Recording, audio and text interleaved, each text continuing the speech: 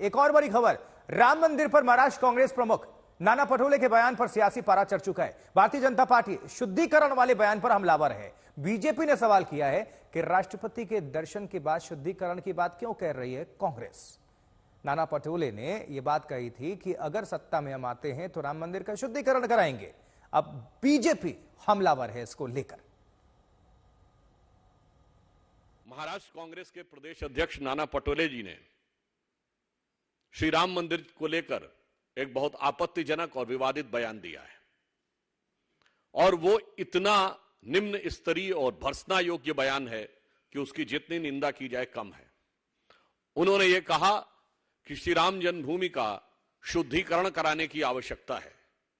महत्वपूर्ण बात यह है कि यह बयान उनका ठीक महामहिम राष्ट्रपति द्रौपदी मुर्मू जी के राम मंदिर में दर्शन करने के एक दिन बाद आया है। मैं कांग्रेस पार्टी और इंडी गठबंधन से पूछना चाहता हूं कि आप इस प्रकार से देश की प्रथम नागरिक और समस्त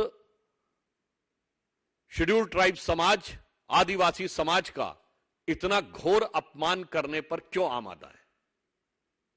यह सीधा सीधा भारत के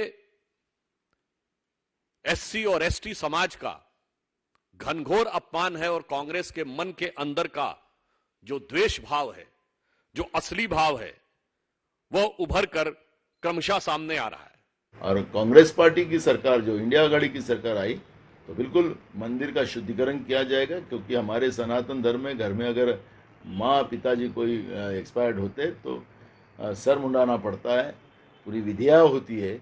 लेकिन नरेंद्र मोदी जी ने वो न करते हुए जिस तरह से रामलला के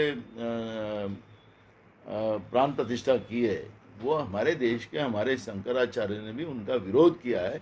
और शंकराचार्य जी के विधि के आधार पर हम राम दरबार वहाँ पर बिठाएंगे, ये हमारा संकल्प है। ये वो लोग हैं कांग्रेस पार्टी जिन्होंने भारत के सर्वोच्च न्यायालय में हलफनामा देकर भगवान राम के अस्तित्व को चैलेंज किया था। सबसे बड़ी बात यह है कि कांग्रेस ने राम मंदिर के प्राण प्रतिष्ठा समारोह का बहिष्कार किया है। राम को नकारने वाले, मंदिर का बहिष्कार करने वाले, मैं ऐसा मानता हूं, इनको कोई ये कहने का अधिकार नहीं है।